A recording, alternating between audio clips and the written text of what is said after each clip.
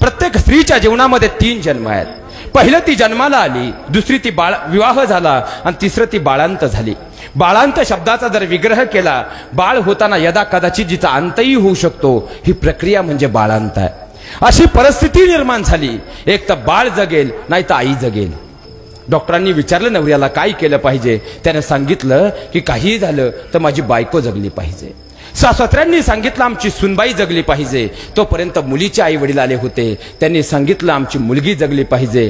पण भुलीचे डॉक्टर येईपर्यंत, भूल देईपर्यंत आणि भूल चढेपर्यंत टेबलवर असणारी माऊली मात्र सांगत होती, डॉक्टर साहेब माझं काही होऊ द्या बरं, पण माझं लेकरू जगलं पाहिजे, हे फक्त आईच करू शकते. या पुढे जाऊन सांगतो, ज्यावेळी बाळ जन्माला येतं 9 महिने 9 दिवसामध्ये 6 सोनोग्राफी केल्या जातात. पण डबल MD डॉक्टर असू द्या, 6 महिन्यापर्यंत कितीही सोनोग्राफी करा, बाळाचे ठोके तपासता येत नाहीत. बाळाचे ठोके 7व्या महिन्याच्या सोनोग्राफीतच तपासले जातात.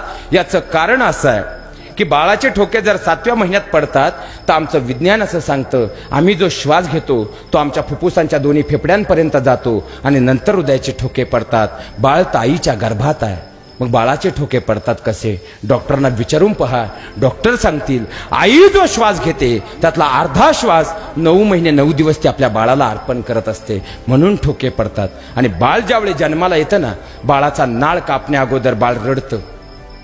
चूक की बरोबर? बाळ एकतर रडतं, नाहीतर त्याला रडवलं जातं, त्यानंतरच बाळाचा नाळ कापला. बाळ कितीही गुटगुटीत असू द्या, पण बाळ रडण्या अगोदर जर बाळाचा नाळ कापला, बाळ जागेवर गतप्राण होतं. याचं कारण असं आहे, बाळ आईच्या गर्भात असताना त्याच्या डाव्या बाळचं फुफ्फुस चालू असतं आणि उजव्या बाळचं जे फुफ्फुस आहे पूर्णतः कोरकट्ट असतं. बाळ ज्यावेळी जन्माला येतं, ते पहिला श्वास घेतं, तेव्हा त्याच्या शरीरात ऑक्सिजन जातो आणि त्याच्या उजव्या बाजूला जे कोरकट्ट फुफ्फुस आहे त्याची पंपिंग करण्याची प्रक्रिया चालू होते. दोन्ही फुफ्फुसांचं कार्य व्यवस्थित चालू होतं आणि त्यानंतर MSCBशी म्हणजे आईशी असणारा नाळ कापला जातो आणि बाळाला जीवदान मिळतं. आईनं केलेलं दुसरं दान प्राणदान आहे. आईनं केलेलं तिसरं दान सांगतो, आईनं केलेलं तिसरं दान रक्तदान आहे. एखादा म्हणेल महाराज यात काय मोठं आहे, 260 रुपयाला रक्ताची बाटली मिळते, त्यात काय मोठं आहे? पण विज्ञानाने एवढी प्रगती केली महाराज, पण विज्ञानाला आजपर्यंत एक कोडं उलगडलं नाही. आईचा ब्लड ग्रुप कोणताही असू द्या आणि बाळाचा ब्लड ग्रुप कोणताही असू द्या, तरी आईचं रक्त बाळाला आणि बाळाचं रक्त आईला चालतं. विज्ञानाला न उलगडलेलं कोड आहे.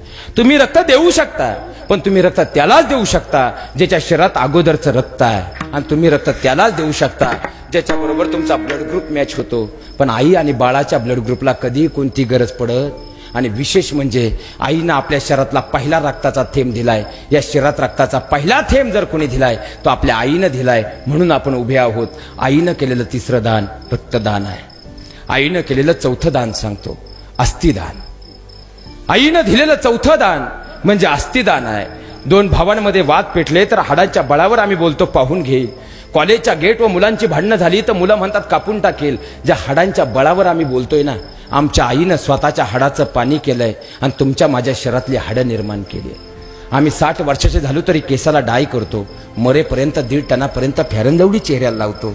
पण शेवटची वेळ येते, अग्नी डाग दिला जातो. शेवटी अग्नी डाग दिला जातो आणि त्यानंतर दुसऱ्या दिवशी सकाळी गेल्यानंतर डाय केलेली केस राहत नाहीत.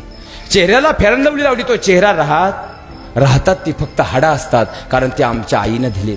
आमच्या आईनं फक्त हाडं नाही दिली, ती मजबूत करण्यासाठी दुधावाटे कॅल्शियम सुद्धा दिले. लोखंड मातीत टाका, 2 वर्षामध्ये त्याची माती होईल. पण आजही लाखो वर्षापूर्वीचे मानवी हाडांचे अवशेष जसे तसे सापडतात. ही माती सुद्धा मातेनं दिलेल्या हाडाची माती करू शकत नाही. हा मातृत्वाचा चौथा उपकार अस्थिदान आहे. आईनं केलेलं 5वं दान म्हणजे लज्जादान आहे. जी तिची लज्जा तिने जन्मदात्या बापासमोर उघडी होऊ दिली नाही, जी तिची लज्जा तिने सख्या भावासमोर उघडी होऊ दिली नाही. पण लेकराला भूक लागली, आईनं काळ पाहिला नाही, आईनं वेळ पाहिली नाही, आईनं जागा पाहिली नाही. पहिल्यांदा त्या लेकराची भूक तिनं महत्वाची मानली. त्या आई मग एसटीमध्ये असो, घराच्या अंगणात असो, तिनं काळ वेळ कधीच पाहिली नाही. आईनं केलेलं 5वं दान लज्जादान आहे, कारण ते लेकरू तिच्यासाठी सर्वस्व होतं. अहो साक्षात भगवान परमात्मा करू शकत नाही. असे 5 उपकार आपल्या आईनं आपल्यावर केलंय, याची नेहमी जाण ठेवा.